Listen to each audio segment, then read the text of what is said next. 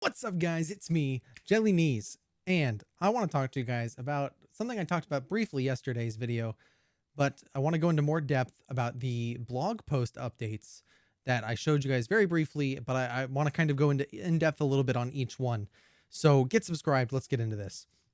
So the first one that we're going to go from oldest to newest is the special abilities, the very first blog post that came out right after the Extra Life test. Um, so special abilities we know are going to have a pro and a con.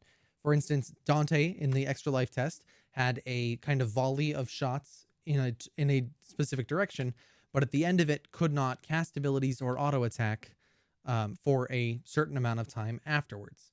So that's the pro con. Lots of autos all at once, but you have no abilities or auto attacks or basic attacks, I should say, for several seconds afterwards.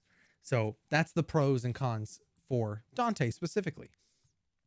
What we got was not the actual pros and cons for all of the pre-alpha 7 myths, but we got images for the pre-alpha 7. So after doing some digging on this, if you guys saw my live stream about the website, we kind of discovered what these are on the live stream, or what we think they are rather. And in order, we think they're in alphabetical order of the myths. So it's Aran, Dante, Leah, Malaya, Marina, Noxus, and Talos. So left to right, right in that order. For Aran, what we were kind of thinking about is that Aran will cast some kind of meteor down or fire, something along those lines, but he'll be rooted and stuck in place for the duration of the spell. So it's a kind of a channeled spell, but he has to stay in one spot for it to work. So that would be the pro and the con. Dante, we already know here in the second one. Leah, the kind of thought process we got was that she's going to have some kind of movement speed increase by using her right mouse button ability. And the con for that, for the pro, we don't know if it's going to be just flying, just walking, or both. So the con could also have that same effect. But for the con for that, we're thinking that she's going to lose move speed at the end of whatever that gain was. So it's kind of more of a burst, like a sprint. Whereas at the end of the sprint, she gets slowed down for a period of time. And think like Blitzcrank. If you guys play League of Legends, his W is very, very similar to that. Next up is Malaya. Now, this image is actually shockingly similar to the image that we talked about as the marksman ability. I don't think they're the same. And because the marksman ability has changed, it could be that that wheel has just been taken from that and developed onto Malaya. But what we think this is that Malaya is going to select a target on the enemy team, an enemy myth, and when she attacks them, she's going to get some kind of bonus for killing them. We know this through a little bit of context in her lore as well that I mentioned yesterday. But so Malaya will gain gold when she kills whoever her target is. For the con, we don't really know what it's going to be. It seems like a lot of these cons have been, at least for like Leah and Dante, they're fairly straightforward. You get a lot of auto attacks, and then you can't auto attack at all for a couple seconds. You get movement speed, and then you lose movement speed. So I think the really one that sticks out to me for this ability is that she gains gold for killing the enemy target, or she loses gold for dying to the enemy target. And that's the caveat. So you have to make sure you take a good fight. And whether that loses gold and that she physically loses gold, or she gives them bonus gold, like kind of they get the effect that she would have gotten if she gets the kill, I think would be really interesting. And I that's really feast or famine to me. So I'm really curious to see how that one plays out. For Marina's right click ability, we talked about her potentially having some kind of taunt or charm ability, that the caveat being is that she selects a target and taunts them towards her. But she either takes damage the entire time. So while they're taunted, she's constantly taking damage in order to keep them taunted, or that let's say they move at her at a set amount of distance. So they move to her very quickly. They sprint as fast as they can to her. Whereas Marina, the walking animation that we saw for the map video, maybe she uses that animation to slowly approach them. So they move closer to her faster, but she also pulls herself out of position in order to make that taunt possible. So either she takes damage or is moving herself out of a position. We weren't sure which is better, probably, but that's the thought process for Marina. Something that I thought about for Noxus and that we kind of talked about in chat was that Noxus's orbs are visible in her splash art for both her skins and any art that we've seen for Noxus. She's got these 3 orbs around her. So the likely ability we're thinking this is that she combines them in some way to amplify their damage, that she kind of takes the 3 of them, creates a beam that shoots out and does damage to all people in the beam or whoever's at the end of the beam or whatever it may be.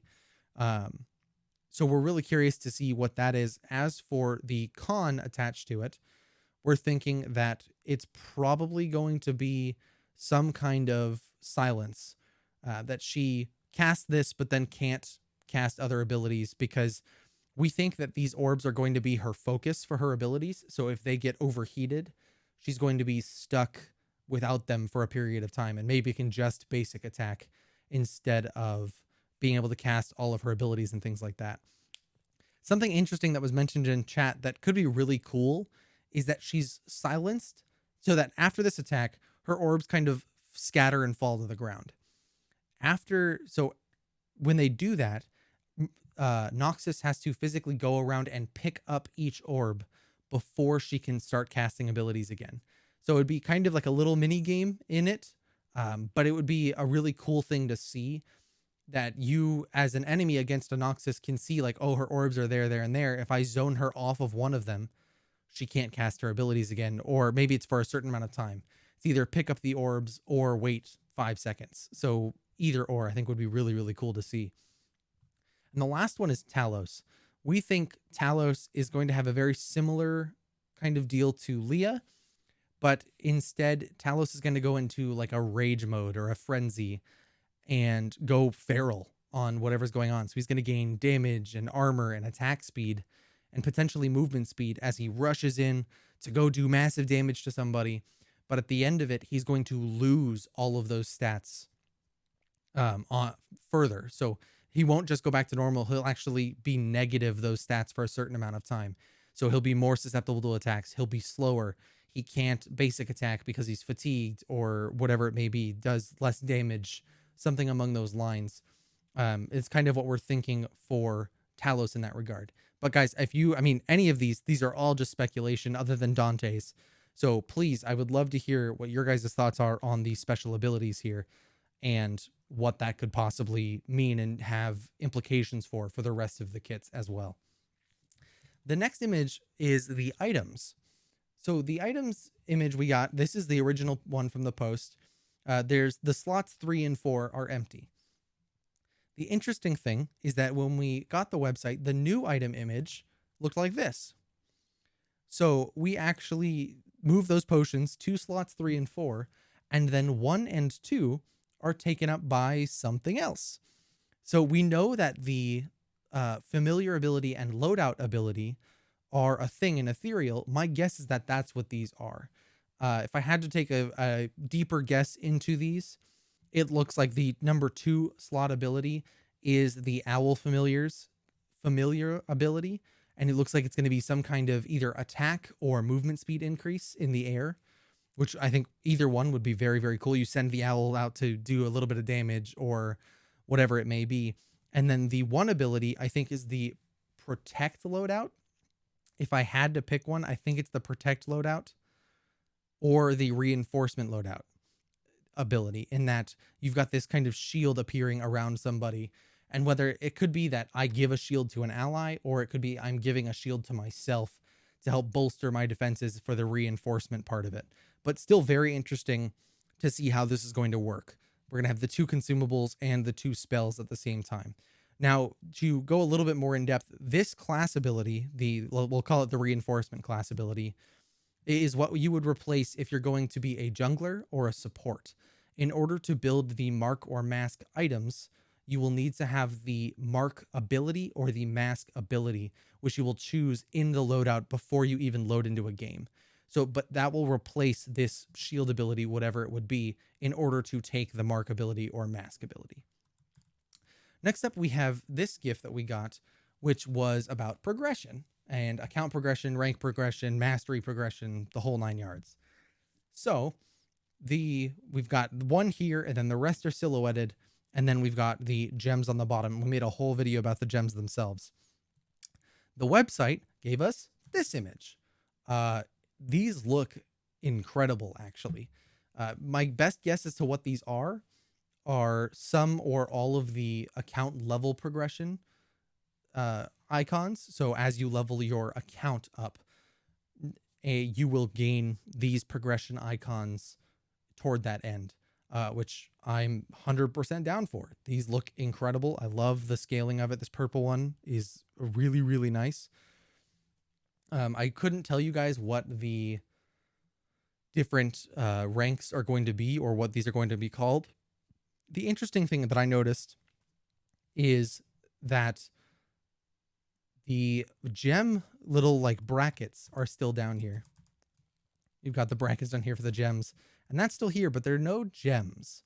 So I'm curious what that has to do with anything, and I'm sure we're going to get more information on it soon, but so keep an eye out for that.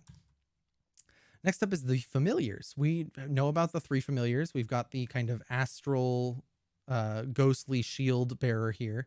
We've got our little owl friend, and we've got the rock guy. We actually learned about the other 3, which we kind of had an idea about, but we got the image for them.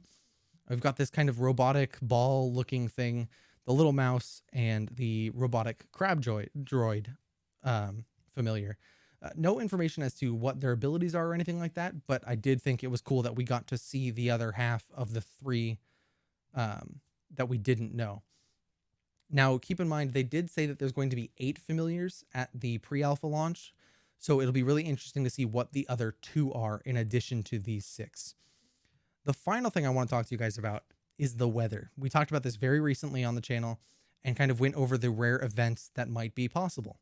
Just to kind of recap what our thoughts were, we had a solar eclipse, a supermoon or a blue moon, we had acid rain or a blood moon, a lunar eclipse, some kind of massive heat wave, and then a storm of some kind. So I want to reveal to you guys, we have the solar eclipse, got 100% right. Blue moon was one of the options we had for that, so we're still good. Blood moon, another option that we had. Super moon was not what we thought that was, but it was also one of our options for this second image. So I still count it as a win. So we're 4 for 4 so far. A massive heat wave, 5 for 5, and then a storm of some kind. So we did it. 6 for 6, 100% accuracy. Good job, everybody in the tinfoil task force that kind of went over these on the live stream. I can't wait to see these rare events in play and how they work and all of those things. It's going to be crazy, to say the least, I'm sure. But guys, that's the updates for all of the blog posts we've covered so far. Make sure you get subscribed. There's going to be a ton more videos coming out about the website and the lore. And for all you lore people, a lore video is coming this week, so stay tuned. I know I said last week probably, but it just didn't quite happen.